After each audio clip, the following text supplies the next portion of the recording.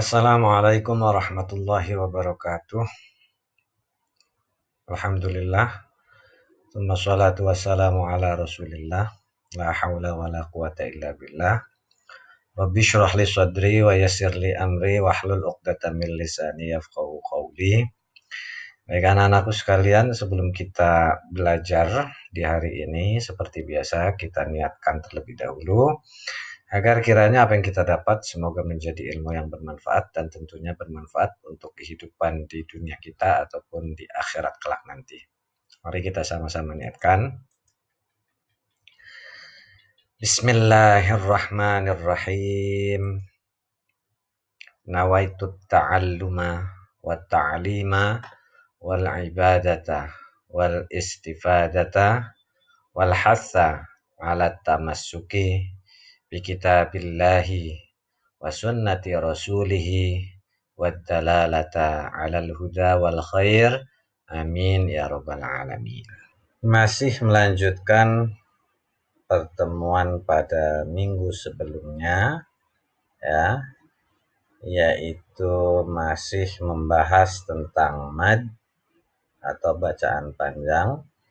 Adapun untuk pertemuan kali ini kita akan membahas tentang mad iwad. Apa itu mad iwad? Mad iwad adalah salah satu hukum mad far'i, ya, mad yang cabang, ya, dalam ilmu tajwid yang terjadi karena adanya penggantian tanwin fathah atau kita biasa sebut dengan fathatain dengan tanda dua garis di atas, ya, menjadi fathah karena diwakafkan. Cara membacanya adalah dipanjangkan satu alif atau dua harakat. Nah, ini bisa kita lihat contohnya di sini. Ini ada kalau nggak salah di surat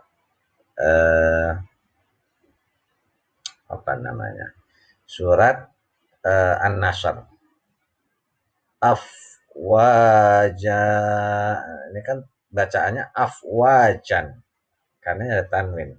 Tapi karena dimatikan, ya. Nah, karena dimatikan wakof, karena diwakofkan maka menjadi afwaja di situ. Nah, di sini bisa kita lihat bahwa fathatain ini di akhir kata, lalu karena dimatikan atau diwakofkan maka menjadi fathah saja, namun menjadi panjang bacaannya. Satu alif atau disebut dua harokat atau ketukan. Ini yang disebut dengan mad iwad. Kemudian ada mad silah. Ya, mad silah di sini adalah salah satu hukum mad far'i dalam ilmu tajwid yang terjadi apabila terdapat hak domir. Hak domir itu dalam bahasa Arab maksudnya adalah kata ganti, ya, berharokat domah maupun kasroh.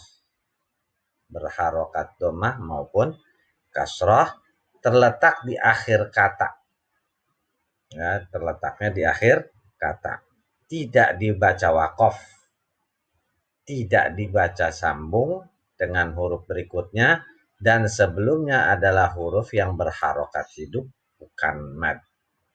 Tentunya masih agak sedikit bingung, tapi langsung masuk saja karena mad silah ini ada dua.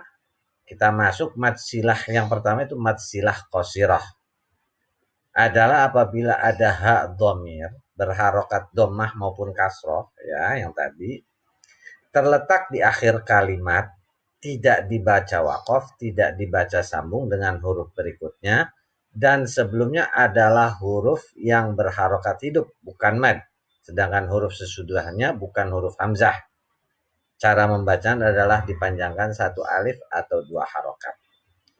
Kita lihat di sini, fasanu yassiruhu lil yusra.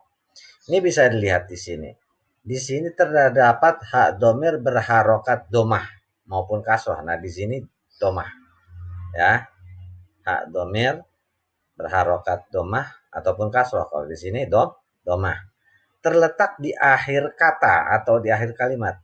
Ini fasanu yasiruhu, ini ada di akhir. Ya. Tidak dibaca wakof, ya kan tidak diberhentikan. Kalau diberhentikan fasanu yasiruh. Tetapi ini tidak. Fasanu yasiruhu tidak dibaca sambung dengan huruf berikutnya. Jadi huruf berikutnya benar-benar pisah.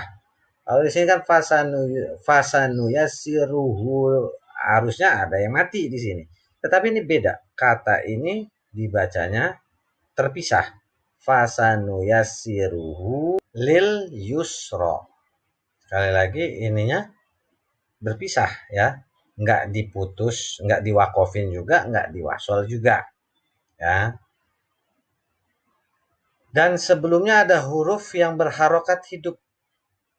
Hidup. Hurufnya sebelumnya hidup. Sedangkan huruf sesudahnya bukan huruf hamzah, tapi lam. Di sini hidup, nggak dimatiin, tapi juga nggak disambung, dan sesudahnya bukan huruf hamzah. Ini yang disebut dengan mad silah qasirah. Jadi mad silah itu bisa kita pahami ada hak domir, mau harokatnya doma ataupun kasroh, ya, terletaknya di akhir kata, nggak diwakofin, nggak diberhentiin, dan juga nggak dibaca sambung karena pembacaannya separate ya, terpisah. Dan sebelumnya adalah huruf yang berharokat hidup, bukan mad. Di sini hurufnya hidup tapi bukan mad. Ini yang disebut mad silah qasirah. Adapun yang kedua, mad silah tawilah adalah apabila ada hak domir berharokat domah maupun kasroh, sama ya, terletak di akhir kalimat atau kata, tidak dibaca wakof, enggak juga dibaca sambung dengan huruf berikutnya, dan sebelumnya adalah huruf yang berharokat hidup, bukan mad. Sedangkan huruf sesudahnya adalah hamzah. Kalau tadi bukan hamzah, kalau sekarang hamzah. Nah, ini cara membacanya adalah dipanjangkan 2,5 alif. Kita lihat di sini aja. Wa ma yughni anhu maluhu idza taradda. Ya. Nah, di sini ada hak domir, harokatnya doma atau kasroh. Ya. Sebelum apa? Tidak diwakofkan. Kalau wakofkan maluh. Tapi ini dibaca sambung. Tapi juga nggak nyambung dengan huruf, dengan kata sesudahnya. Ya kan? Kemudian ketika dia sudah dibaca terpisah, huruf sebelumnya harokatnya hidup, bukan mad. Tetapi huruf sesudahnya berupa hamzah. Ini hampir sama dengan mad jaiz munfasil. Kalau mad jaiz itu kan ada mad tabi'i jelas, di depannya hamzah dengan kalimat atau kata yang berbeda. Kalau mad wajib mutasil ketemu hamzah tapi dalam satu kata. Kalau ini pisah kata. Nah, tapi kalau mad silah itu khusus untuk domir saja. Hak domir, mau harokatnya domah ataupun harokatnya kasroh. Nah, karena saya yakin kalian juga harus mencerna ini dengan jelas, makanya saya sudahi saja untuk pembahasan mad. Dan setelah ini seperti biasa kalian kerjakan evaluasi sekaligus untuk absensi harian. Dan adapun untuk passwordnya adalah silah. Demikianlah tadi pembelajaran kita di hari ini. Dan sekali lagi seperti biasa Bapak ingatkan untuk senantiasa sholat, jujur, dan juga bertanggung jawab. Dan tentunya berbakti kepada kedua orang tua. Jangan lupakan juga protokol kesehatan yang ditetapkan oleh pemerintah supaya diri kita dan keluarga kita senantiasa terjaga. Kita akhiri dengan kafaratul majlis.